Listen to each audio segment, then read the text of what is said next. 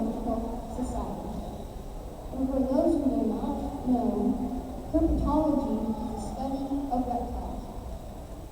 When I was invited to speak at the Rattlesnake Festival, I thought, wow, what a perfect time to talk about what I love most, reptiles.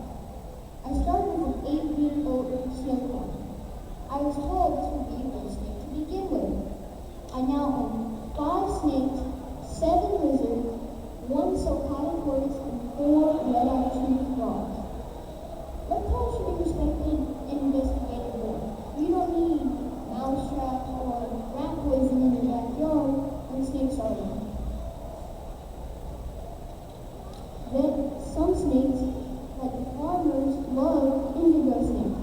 They save the grain and eat the rats. They also eat the rats that spread disease. You know there are many people allergic to cats and dogs? Do you ever hear someone allergic to a snake? No.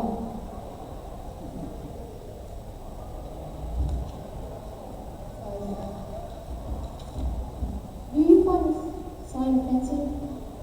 I do. I have 3 dogs. So how do you think herpetologists feel about the sign on the right?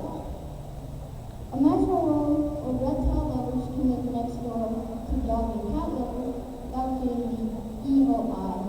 No one would think. They have snakes. So weird. Imagine a world through the eyes of a reptile. Most are really scared. They do not know we are trying to help them. Most are confused or stressed when someone runs after them with a rake, trying to kill them. Do you want someone 200 times your size chasing you? All reptiles want to do is eat and bask in the sun.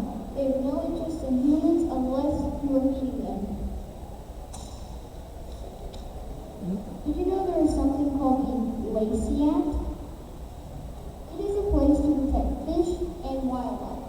There are some parts that have been amended to relate to reptiles. Some are non-venomous.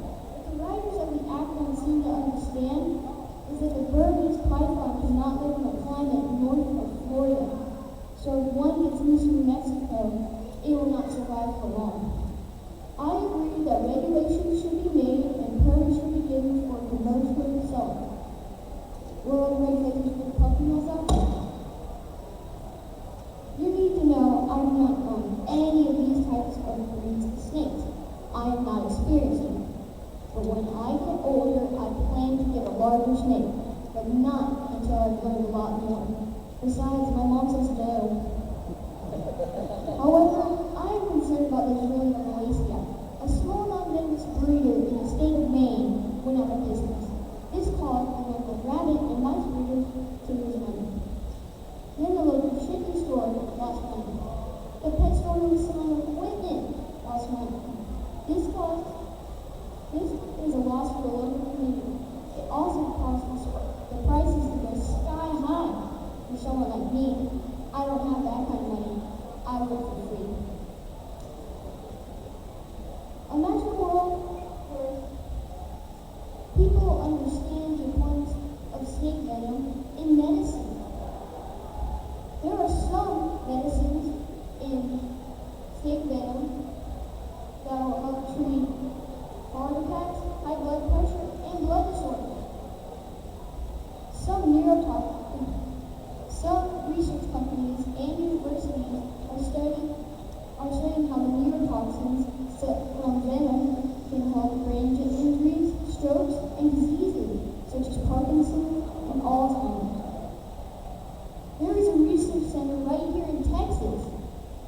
It is called the National Natural Toxin Center at the A&M campus in Kingsville. There are researchers in France that are studying the black mamba venom and how it can control pain. These are happening all over the world. So why do people continue to kill snakes? Imagine a world where misfed snakes are very few. You know the triangle-shaped head on a snake doesn't always mean it's venomous. You know snakes are not poisonous. Poison is ingested or absorbed by your skin, like rubbing poison ivy or touching a poison dart frog. To be venomous, nature has to inject the venom.